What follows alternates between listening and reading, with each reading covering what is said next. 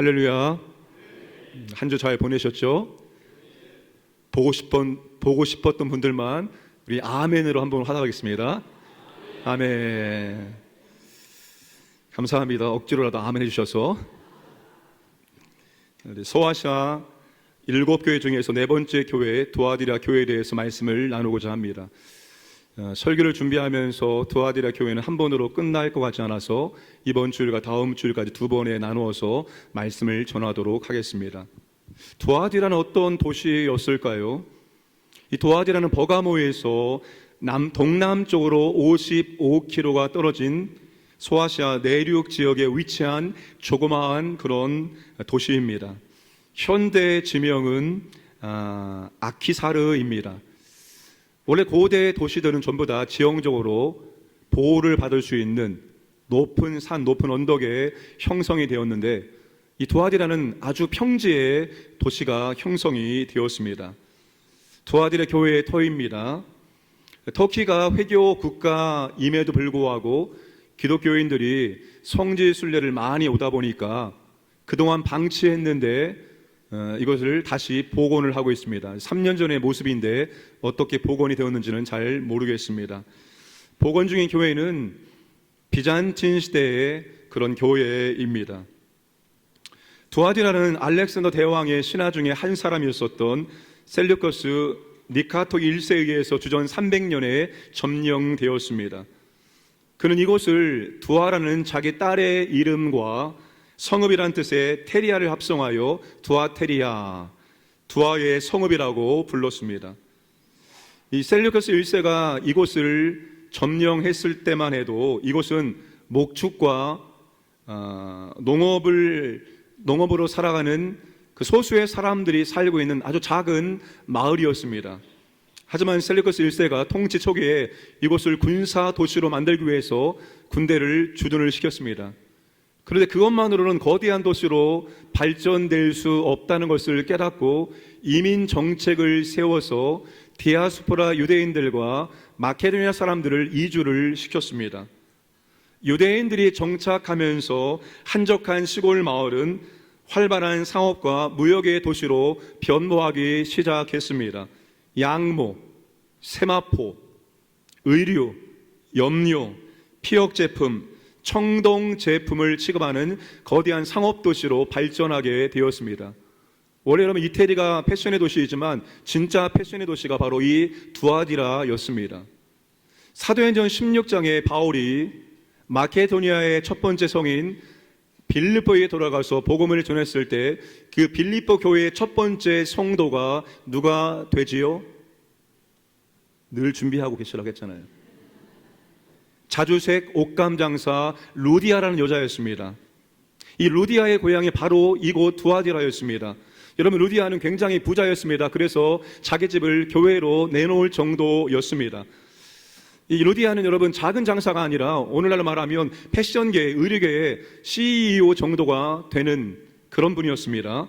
아마 두아디라의 본사를 두고 빌립보의 체인점을 내기 위해서 출장을 나왔을지도 모르겠습니다. 멀리 빌립보까지 판매망을 두면서 장사한 것을 보면 이 두아디라 염색 기술이 아주 뛰어났다는 것을 확인할 수 있습니다. 여러분 빨간색 염료가 지금은 너무나도 쉽지만 그 당시에 빨간색 염료를 만들어내는 것은 고급 기술에 해당됩니다. 루디아가 자주색 옷감 장사입니다. 그래서 붉은색 말입니다. 자, 이 두아디라는 산업이 발달되어 있었기 때문에 오늘날 노동조합과 비슷한 길드라는 동업조합이 아주 성행했습니다.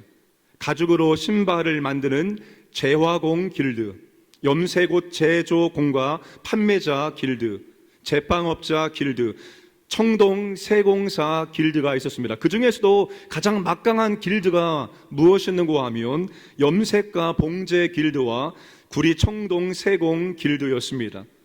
이 길드 가입이 의무적이진 않았지만 거의 대부분 모든 사람들이 이 길드에 가입을 했습니다. 조합원이 되어야지만 취업을 할 수 있었고 은행에서 돈을 빌릴 수 있었기 때문입니다. 사실상 길드가 그 당시 그 도시의 생활과 종교의 중심이었습니다. 각 길드마다 수호신과 수호여신을 섬겼습니다. 사업이 번성하기 위해서 정기적으로 자신들이 섬기는 수호신에게 제사를 드렸습니다. 제사를 드린 다음에는 맛있는 음식을 먹고 술을 마시고, 그리고 제사의 분위기가 한껏 올라왔을 때 마지막으로 했던 것이 무엇인가 하면 신전에서 일하는 여자들과 몸을 합치는 음행을 하였습니다. 이 두아디라 교회의 주님께서 뭐라고 말씀을 하실까요? 첫 번째, 주님은 두아디라 교회 자신을 소개하십니다. 18절 말씀을 함께 읽겠습니다. 두아디라 교회의 사자에게 편지하라. 그 눈이 불꽃 같고 그 발이 빛난 주석과 같은 하나님의 아들이 이르시되. 주님이 자신을 그 눈은 불꽃 같고 그 발은 놋새와 같은 하나님의 아들이라고 소개하십니다. 계시록 1장 13절에서 사도 요한은 밤보섬에 유배당할 때 환상을 보았습니다. 그 환상 속에서 인자와 같은 일을 보았습니다. 그리고 인자와 같은 일을 이렇게 묘사했습니다. 그의 눈은 불꽃 같고 그의 발은 풀무불에 단련한 빛난 주석과 같았다라고 말합니다. 그런데 이 인자와 같은 일을 사도 요한보다 700년 전에 먼저 본 사람이 있습니다. 바벨론에 포로로 끌려갔던 바로 다니엘이었습니다. 다니엘서 10장 6절에서 그는 인자와 같은 일을 이렇게 묘사합니다. 그의 눈은 횃불 같고 그의 팔과 발은 빛난 놋과 같다라고 말합니다. 다니엘과 사도 요한이 보았던 인자와 같은 누구입니까? 바로 우리 구주 예수 그리스도입니다. 다니엘서에서 인자와 같은 이가 등장하는 문맥은 아주 큰 전쟁이 있을 것을 예언하는 문맥이었습니다. 이것은 주님이 만국을 심판하시는 분임을 보여준 것입니다. 두아디라 교회에서 주님이 하나님의 아들이라고 소개합니다. 여러분, 계시록에서 주님이 유일하게 이곳에서 자신을 하나님의 아들이라고 소개합니다. 두아디라의 주신이 바로 제우스 신의 아들 아폴로였기 때문입니다. 그런데 진짜 하나님의 아들은 누구입니까? 바로 예수님입니다. 예수님이 하나님의 놀라운 주권과 권세를 가지고 만국을 통치하는 만왕의 왕이시기 때문입니다. 그분이 여러분 심판자이시기 때문입니다. 아무도 예수님의 심판을 피할 수 없습니다. 주님은 그 발이 빛난 주석과 같은 막강한 권세를 갖고 계신 하나님의 아들이기 때문입니다. 그리고 그분의 심판은 너무나도 정확하다는 사실입니다. 왜냐하면 예수님은 불꽃 같은 눈으로 사람들의 뜻과 마음을 꿰뚫어 보시기 때문입니다. 세상에 사람은 속일 수 있어도 우리 주님은 절대로 속일 수가 없습니다. 예수님의 눈에 피할 수 있는 존재는 아무도 없습니다. 사랑하는 광인의 성도님들, 주님은 불꽃 같은 눈으로 모든 것을 꿰뚫어 보시는 분입니다. 23절의 모든 교회가 나는 사람의 뜻과 마음을 살피는 자인 줄 알리라. 나는 사람의 뜻과 마음을 살핀다. 나는 사람의 마음과 뜻을 너무나도 정확하게 보고 있다라고 말씀을 하고 계십니다. 그러니 여러분, 우리가 주님 앞에 감출 수가 없고 숨길 수가 없는 것입니다.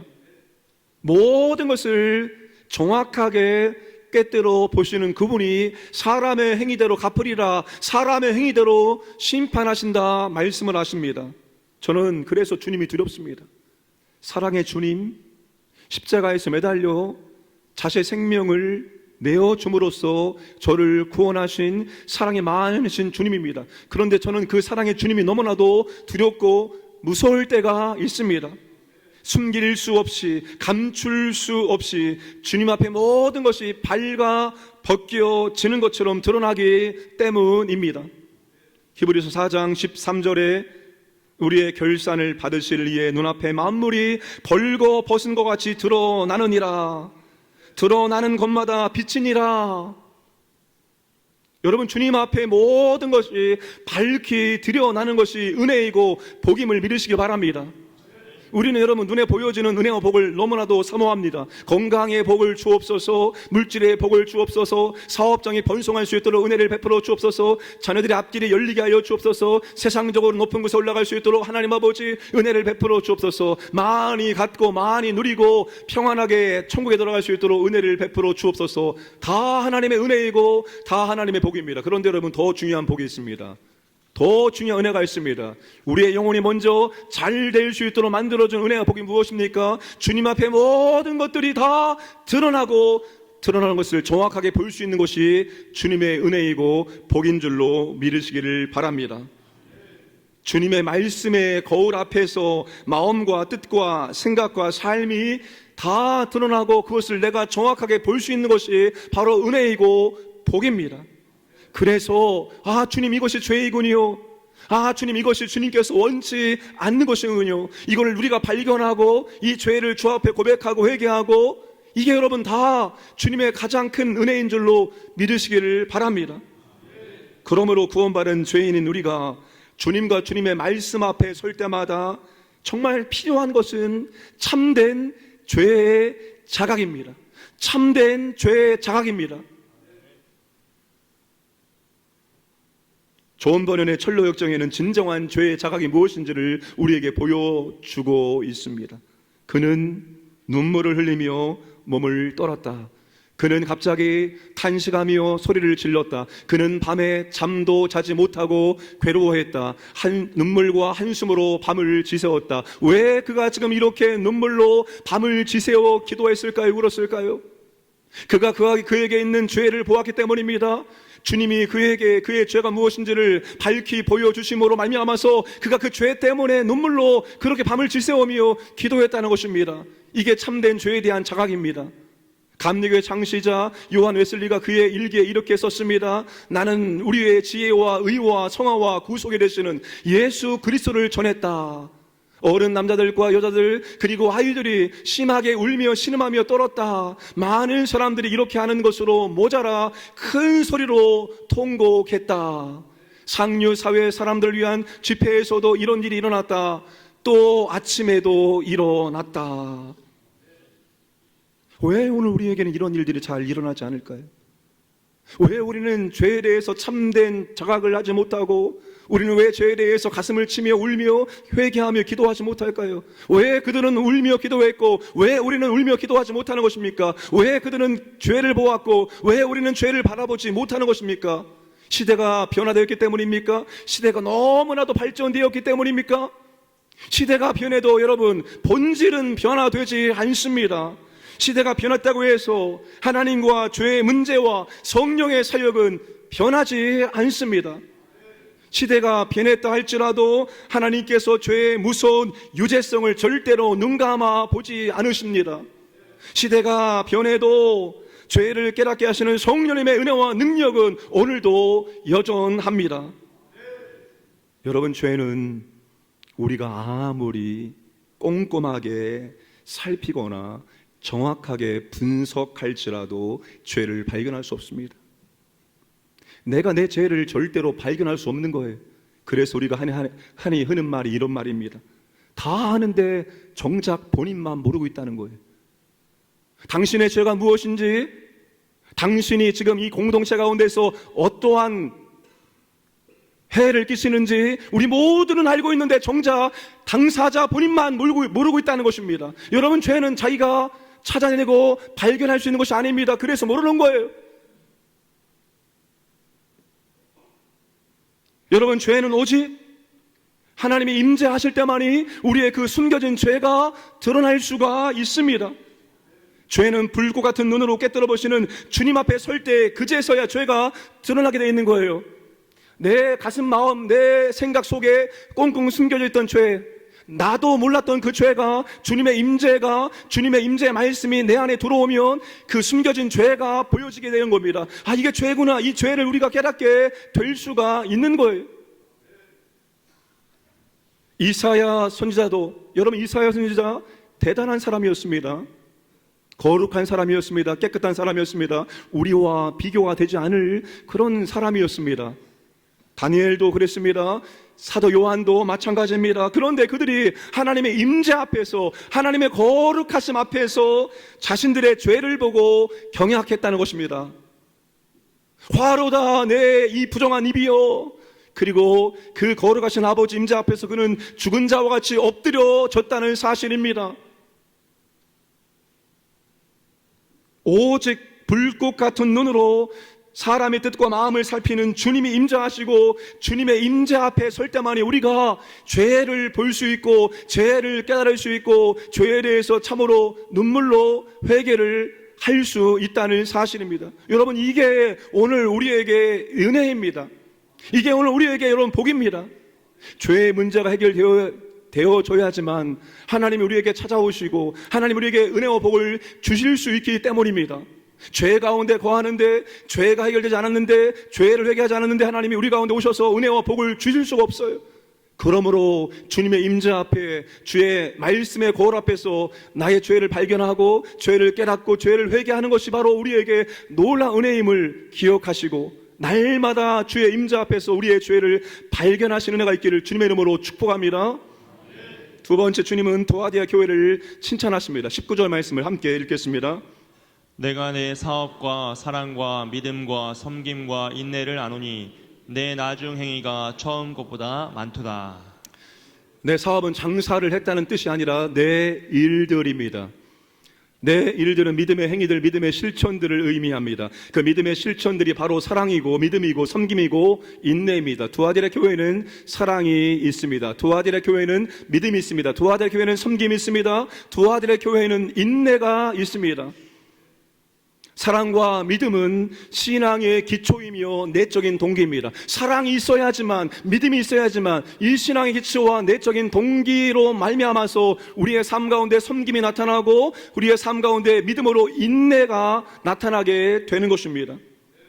두아디라 교회는 신앙의 기초 위에 신앙의 열매들이 그렇게 있었던 교회였습니다. 그런데 중요한 것은 바로 이것입니다. 시간이 가면 갈수록, 시간이 지나면 지날수록, 세월이 흐르면 흐를수록, 신앙의 연조가 깊어지면 깊어질수록 갈수록 나중 행위가 처음보다도 많았다는 것입니다.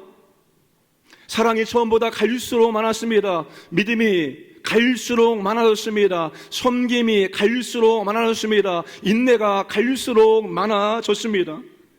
여러분, 두아디아 교회는 뒤로 갈수록 더 좋아진 교회였습니다. 뒤로 갈수록 더 잘했던 교회였습니다. 뒤로 갈수록 더 주님에 대한 믿음과 믿음의 열매가 많았던 교회였습니다. 사랑하는 여러분, 사랑과 믿음과 섬김과 인내가 시간이 지날수록 갈수록 좋아지고 있습니까? 갈수록 여러분 더 많아지고 있습니까? 시간이 지날수록 제자리 걸음을 할 수 있습니다. 시간이 지날수록 정체될 수 있습니다. 시간이 지날수록 뒤로 퇴보할 수도 있습니다. 여러분, 시간이 지날수록 세월이 흐를수록 우리의 믿음과 우리의 믿음의 인격이 더욱더 좋아지기를 주님의 이름으로 축복합니다. 여러분, 시간이 지날수록 믿음의 기초가 더 깊이 주님께로 뿌리를 내리기를 원합니다. 어떤 환난과 풍파가 나를 친다 할지라도 정말 믿음의 뿌리가 깊이 내림으로 말미암아서 절대로 흔들리지 않는 그런 믿음의 기초가 더 견고해지기를 원합니다. 더 깊이 믿음의 뿌리를 내림으로 말미암아서 우리의 삶 가운데 더 많은 신앙의 열매가 맺어지기를 원합니다. 주님 우리에게 뭘 원하십니까? 많은 열매를 원하신다 말씀하십니다. 나는 포도나무에 너희는 가지니 너희가 나한테 붙어있으면 너희가 많은 열매를 맺게 된다 말씀하십니다.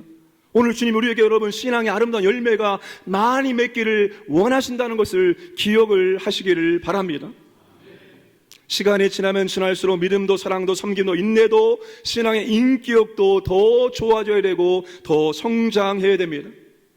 오늘 우리의 신앙과 인격은 어떻습니까? 세상에 시간만큼 빨리 지나가는 것도 없지요. 우리 어르신들이 나이만큼의 속도로 세월이 시간이 지나간다고 합니다. 50년 전의 일이 손을 뻗으면 잡을 것 같은 그렇게 가까이 있는데 벌써 이렇게 되었습니다. 벌써 이렇게 시간이 흘러가게 되었다는 것입니다. 시간이 지날수록 성장하는 신앙입니까? 시간이 지났음에도 그대로입니까? 시간이 지날수록 뒤로 퇴보하고 있습니까? 여러분, 사랑과 믿음은 요한복음에서 제자도의 상징입니다. 그분이 진정으로 주님의 제자라면 그분에게 사랑과 믿음이 나타나야 한다는 것입니다. 요한복음 13장 34절 35절 함께 읽겠습니다. 새 계명을 너희에게 주노니 서로 사랑하라. 내가 너희를 사랑한 것 같이 너희도 서로 사랑하라. 너희가 서로 사랑하면 이로써 모든 사람이 너희가 내 제자인 줄 알리라. 예수님이 밤새도록 기도하신 다음에 12명의 제자를 뽑았을 때 그들은 처음에 주님의 제자처럼 보이지 않았습니다. 어떻게 하면 더 높은 자리에 올라갈까? 길을 가면서도 서로 치고받고 싸울 정도였습니다. 그러나 1년이 지나고 2년이 지나고 그리고 오순절에 성령의 세례를 받음으로 말미암아서 그들은 이제 참 제자의 모습을 드러내는 그런 삶을 살았다는 것입니다. 나오미의 가족이 베들레헴에 기근이 일었을 때 잠시 기근을 피하기 위해서 그리고 조금 더 안정되고 넉넉한 삶을 살기 위해서 모압으로 이민을 갔습니다.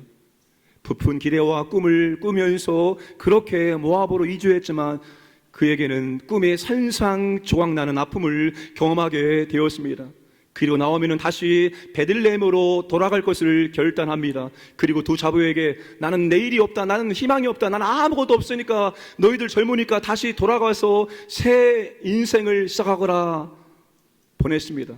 그러나 룻은 끝까지 나는 어머니와 함께 하겠습니다. 어머니의 하나님이 나의 하나님이 되고 나는 끝까지 어머니와 함께 하겠습니다 라고 했습니다. 그리고 어머니 나오미와 함께 베들레헴에 돌아왔습니다. 룻은 보아스의 밭에서 이삭을 주우며 시어머니를 그렇게 먹여 살렸습니다. 룻이 나오미 가족의 기업물을 짜인 보아스가 타작 마당에서 자고 있을 때 이불 속으로 들어가서 청혼을 했을 때 보아스가 룻에게 뭐라고 말할까요? 3장 10절 말씀, 그가 이르되 내 딸아 여호와께서 내게 복 주시기를 원하노라. 내가 가난하건 부하건 젊은 자를 따르지 아니하였으니 내가 베푼 인애가 처음보다 나중이 더하도다. 이런 보아스가 자기 밭에 와서 이 초라한 여인이 이삭을 주는 것을 처음부터 끝까지 쭉 지켜본 것입니다. 그런 다음에 내 자비와 사랑과 헌신과 섬김이 처음보다 나중이 더 많다라고 말합니다. 네가 주님의 헤세드의 사랑과 은혜를 정말로 나중에 더 많이 표현하는구나 라고 말했습니다. 여러분, 처음보다 나중에 더 좋아져야 합니다. 우리의 믿음이, 우리의 신앙의 인격이 여러분 처음보다 뒤로 갈수록 더 좋아지기를 주님의 이름으로 축복합니다. 세월의 흐름 속에서 우리의 겉사람은 낡아집니다. 우리의 겉사람은 약해집니다. 그러나 우리의 속사람은, 우리의 신앙의 인격은, 그리스도를 남은 인품은 더욱더 여러분 성장하기를 주님의 이름으로 축복합니다. 그런데 성경은 여러분 우리한테 무엇을 말하고 있는가 하면 뒤로 갈수록 좋아지는 사람보다 뒤로 갈수록 나빠지는 사람이 더 많다고 말합니다. 마태복음 19장 30절 말씀 함께 읽겠습니다. 그러나 먼저 된 자로서 나중되고 나중된 자로서 먼저 될 자가 많으니라. 첫째가 된 사람들이 꼴찌가 되고 꼴찌가 된 사람들이 첫째가 되는 경우가 많을 것이다. 뒤로 갈수록 좋아지는 사람이 더 많아진 것이 아니라 오히려 뒤로 갈수록 나빠지는 사람이 더 많다라고 주님께서 말씀을 하고 계십니다. 1등이 꼴찌가 되고 꼴찌가 1등이 되는 경우가 적다가 아니라 많다는 것입니다. 처음에 너무나 잘합니다. 일정 기간 너무나도 신앙생활을 멋있게 하는 사람들이 있습니다. 여러분, 토끼와 거북이의 경전 아십니까? 여러분, 토끼가 쌩 하고 지나갑니다. 저 앞을 달려가는 저 토끼의 모습을 뒤에서 거북이가 바라보면서 얼마나 낙심되었을까요? 난 저렇게 빨리 뛸 수 없는데, 나는 저렇게 할 수 없는데, 그렇게 자신을 자책했을 것입니다. 처음에 여러분 기독교 3대, 4대, 5대 집안에서 멋지게 토끼처럼 출발하는 사람들이 많습니다. 그러나 그분들이 여러분 마지막까지 아름답게 신앙 경전을 마치라는 법이 없다는 거예요. 오히려 성경은 나중에 안 좋아지는 경우가 더 많다라고 우리에게 경고를 하고 있습니다. 어떤 시점, 어떤 계기로 제자리 걸음하거나 퇴보하는 경우가 많다는 것입니다. 그리고 아예 이제는 교회를 떠나는 경우도 생기게 된다는 것입니다. 디모데후서 4장 10절 말씀 보시면 대만은 이 세상을 사랑하여 나를 버리고 데살로니가로 갔고, 여러분 이 말씀이 사도 바울이 순교를 앞두고 있었을 때의 상황입니다. 그 능력의 사도 밑에서 말씀 배우고 훈련받기를 원했던 제자들이 얼마나 많이 따라다녔겠습니까? 그런데 이 바울이 이제 마지막 순교를 앞두고 있었을 때 바울 주변에는 그 많던 사람들이 다 사라졌습니다. 그리고 급기야는 대만은 세상을 사랑하여 다시 세상으로, 다시 과거의 삶으로 돌아가게 되었다는 것입니다. 얼마나 많은 가난한 성도들이 있습니까? 코로나 시기를 통과하고 더 많은 가난한 성도들이 생기게 되었다라고 말하고 있습니다. 가난한 성도들 한때 중직자로서 교회에서 열심히 봉사했던, 그렇게 믿음이 좋았던 사람들입니다. 그러나 지금은 그들이 교회에 나와서 신앙생활 하지 않고 홀로 그렇게 신앙생활을 하고 있다는 사실입니다. 시간이 지날수록 신앙과 인격이 더 좋아지기를 바랍니다.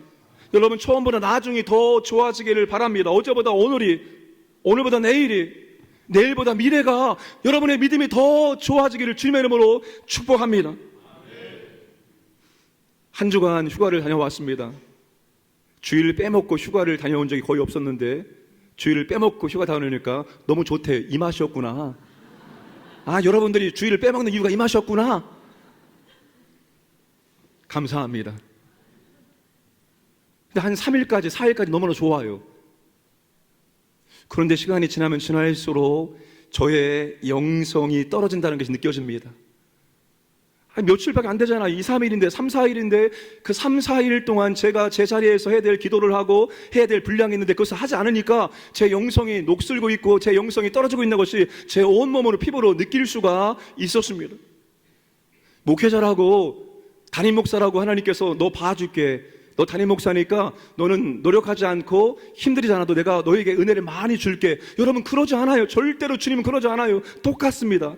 저와 여러분들은 똑같습니다. 직분이 다를 뿐이지 믿음이 성장하기 위해서, 하나님의 은혜와 복을 많이 받기 위해서는 그만큼 애쓰고 배우고 훈련하고 실천하고 이러한 삶을 살아가야지만 하나님께서 은혜와 복을 주시고 하나님께서 놀라운 은혜를 경험할 수 있도록 이끌어 주신다는 것입니다. 저와 여러분들은 똑같습니다. 똑같습니다. 우리 모두가 여러분 정말 믿음이 성장하기 위해서 애쓰고 힘쓰기를 원합니다. 우리 어르신들은 세월이 흘러가면서 육신의 힘이 약해지고 물질도 적어집니다. 과거처럼 똑같이 할 수 없어요. 그러나 더 강력한 주님의 교회와 나라를 위해 살 수 있는 일이 있습니다. 그게 뭡니까? 기도입니다. 내 몸이 아파도 침상에 누워서 주님의 중보 기도와 연합해서 우리는 교회를 위해서, 주님의 나라를 위해서, 이 땅을 위해서 얼마든지 기도할 수 있어요. 그것만큼 더 강력한 사역이 없습니다. 그러니 여러분, 낙심하지 마시고 우리의 형편과 삶 속에 할 수 있는 거 하시고 우리의 믿음이 성장할 수 있도록 계속해서 전진하기를 주님의 이름으로 축복합니다. 오늘 두아디라 교회를 통해 두 가지를 나누었습니다. 예수님은 눈이 불구하고 발이 빛난 주석 같은 하나님의 아들입니다. 사랑의 주님이 아니라 모든 하늘과 땅의 권세를 갖고 있는 만왕의 왕, 만국의 심판자가 된다는 것입니다. 그 주님이 우리의 마음과 뜻을 꿰뚫어 보시고 우리가 한 행위대로 갚아주십니다. 이게 여러분 위로의 말씀이면서 동시에 두려운 말씀입니다. 이 말씀이 우리에게 두려움으로 오는 것이 아니라 이 말씀이 오히려 우리에게 위로의 말씀이 되기를 원합니다. 그리고 이제는 우리의 믿음이 성장할 수 있도록 신앙의 기초가 더 깊이 뿌리를 내리고 그리고 신앙의 열매들이 아름답게 맺어질 수 있도록 사랑하는 여러분 더욱더 힘을 내기를 주님의 이름으로 축복합니다.